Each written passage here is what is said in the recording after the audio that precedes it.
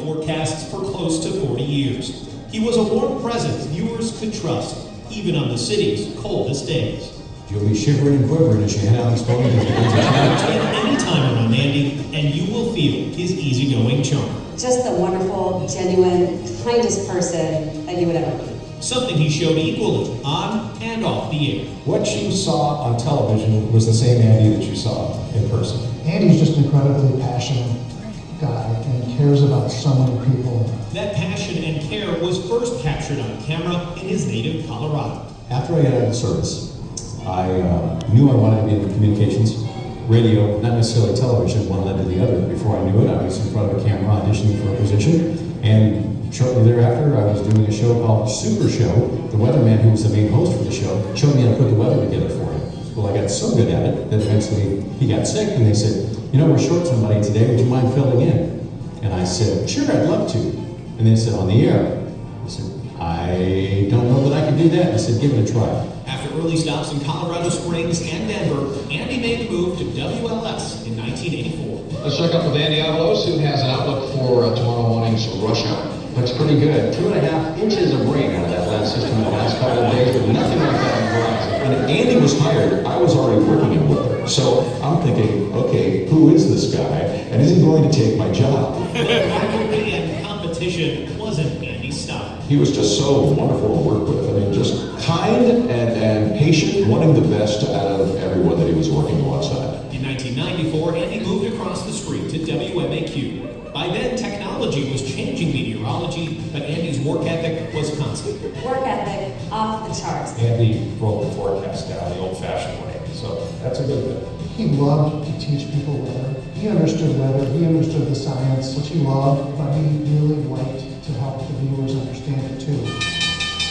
In 2003, Andy moved to mornings, starting a long stretch of getting up very early. Andy was one of the hardest working people in that newsroom. He would get in, I think, by 1:30, if not sooner, and he was going the whole time. Everything was done, down to the minute. But in between those frequent forecasts, We don't think that we will ever see the light of day again. Andy wanted coffee and wanted it now. His quest was followed by fury.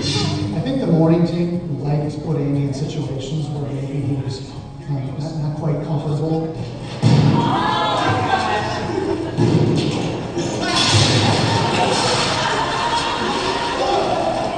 As quickly as I can, and I'll just walk as far as I want. lunch for Special Olympics, rang the bell for the Salvation Army, Take a look at the camera. You can't get a home if they can't see and you. did everything but Andy the man is an animal lover on a scale that none of us can understand. He has a zoo at his house. He's got parrots that will outlive him. There's so many animals out there looking for their forever home. Just have my friend, Mr. Weeks. Here's one of our ladies. She's This is blue.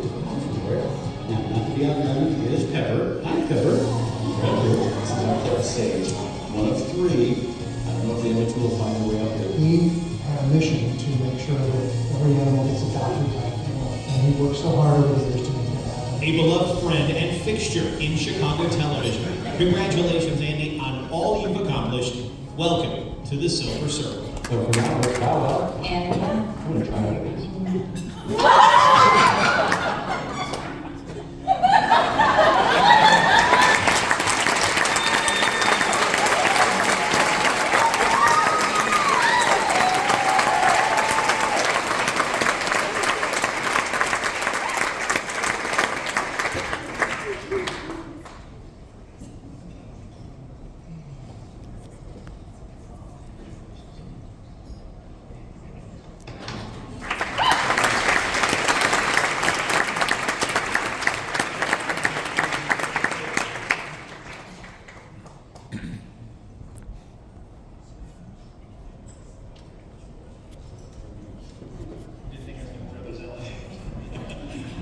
No, I did not.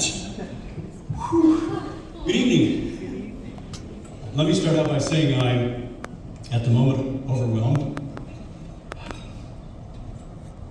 I don't have prepared remarks tonight because I didn't want to write something down in advance of the event, and I wanted to let the feelings that I was experiencing tonight allowed me to convey the words that I wanted to share with you.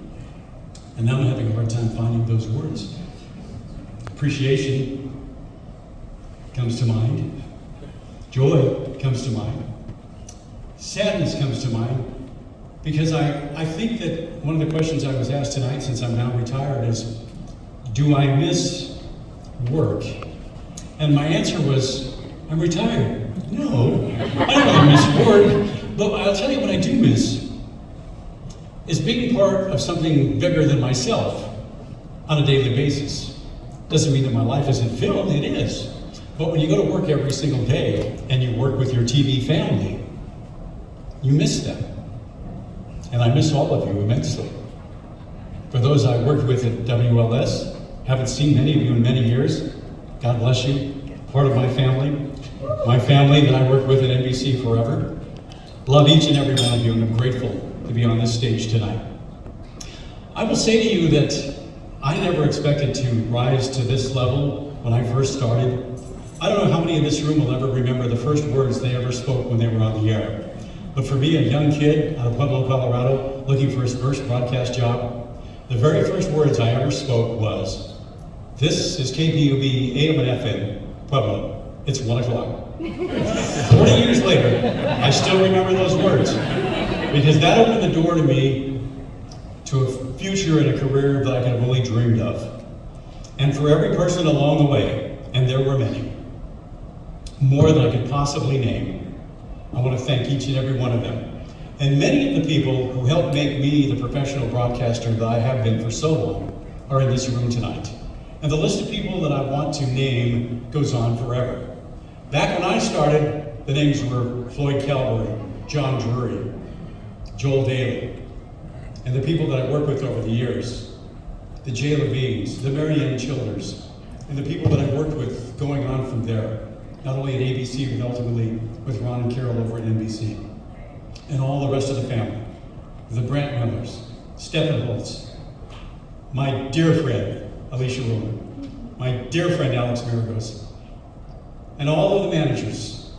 But the very first person who gave me the opportunity to say those words at the radio station, those two gentlemen, people you'll never know, Bill Engler and, of course, Rex Miller. And I say thank you after all of these years, because with that opportunity, 40 years later, I stand before you tonight. Fast forward all these years, when I came to Chicago, one person I have to single out more than any other, many of you will remember the name.